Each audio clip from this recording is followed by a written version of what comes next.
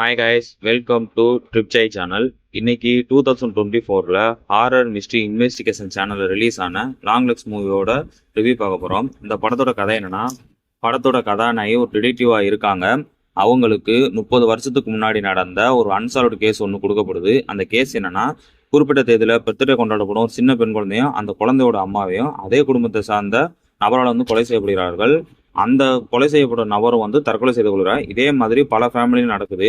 கொலை செய்யப்பட்ட எல்லா வீடுகளிலும் ஒரு வித்தியாசமான ஹேண்ட் ரைட்டிங்கில் பஸ்ஸில் இருந்த ஒரு லெட்டர் மட்டும் கிடைக்குது. அந்த லெட்டரில் உள்ள ஹேண்ட் ரைட்டிங் அந்த குடும்பத்தில் உள்ள யாரோட ஹேண்ட் ரைட்டிங்கோட ஒத்து போகலை. இது ஒரு சீரியல்களோட வேலையாக இருக்கலாம்னு அப்போ கண்டுபிடிக்கிறாங்க. ஆனால் அப்போதைக்கு அந்த சீரியல்களை யாரும் கண்டுபிடிக்கல. இந்த கேஸு தான் இப்போ ஹீரோனிக்கு கொடுக்கப்படுது. அந்த லெட்டரில் உள்ள பஸ்ஸில் சால்வ் பண்ணி அந்த சீரியல் கில்லர் பிடிச்சாங்களா, இன்னொரு கொலை நடக்காமல் தடுத்தாங்களா, அந்த கேஸை சால்வ் பண்ணாங்களா என்பதுதான் மீதி கதை. இந்த படத்தோட பாசிட்டிவ் என்னன்னா, இந்த படத்தில் ஹீரோயினியை ப்ளே பண்ண மைக்கா மன்றோட நடிப்பு தான் ரொம்ப அற்புதமாக நடிச்சிருக்காங்க. இவர் போக ஹீரோயினுக்கு கேப்டனாக ப்ளே பண்ண பிளேயர் அண்டர்வுட், அம்மாவை ப்ளே பண்ண அலிஷியா விட்டு அவங்களும் கொடுத்த கதாபாத்திரத்தை மிக சிறப்பாக நடிச்சிருக்காங்க. இந்த படத்தோட இன்னொரு முக்கியமான படம் சினிமாட்டோகிராஃபி தான். இந்த படத்தில் நிறைய சீன்ஸ் என்னை வேந்து பார்க்க வச்சுச்சு. குறிப்பாக ப்ரீ கிளைமேக்ஸில் வர சீனும் ஒரு வீட்டை சர்ச் பண்ண போகிற சீனும் சினிமாட்டோகிராஃபி சூப்பராக இருந்துச்சு. இந்த படத்தில் நிறைய வைட் ஆங்கிள் ஷாட்லாம் வச்சு நம்மளே அந்த சீனுக்குள்ளே இருக்கிற மாதிரிலாம் காட்சி கொடுத்துருப்பாரு சினிமாட்டோகிராஃபரான ஆண்ட்ரி சாரோஜி டினாஜெரோ. இந்த படத்தில் பல சீன் நம்ம பரபரப்பாக பார்க்க ஜிலோயோட மியூசிக்கும் ஒரு முக்கிய பங்கு வகிக்கிறது. அவரோட பேக்ரவுண்ட் ஸ்கோரும் செமையாக இருந்துச்சு. படத்தில் சவுண்டு மிக்சிங்கும் ரொம்ப சூப்பராக பண்ணியிருந்தாங்க.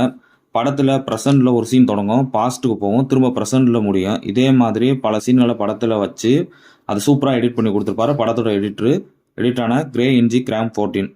இந்த படத்தில் நிக்கோலஸ் கேஜ் லாங் லெக்ஸ் என்ற ரோல் பண்ணியிருப்பாரு. ரொம்ப சூப்பராக பண்ணியிருந்தார். படத்தில் ஒரு இன்ட்ரோகேஷன் சீன் வரும். அந்த சீனை அடுத்த லெவலுக்கு எடுத்து போனது அவரோட பெர்ஃபார்மன்ஸ் தான். இந்த படத்தோட பிரச்சனை என்னென்னா, ஈஸியாக சால்வ் பண்ணுற விஷயத்த ரொம்ப கஷ்டப்பட்டு முடிக்கிற மாதிரி தான் ரைட்டிங் பண்ணியிருக்காங்க.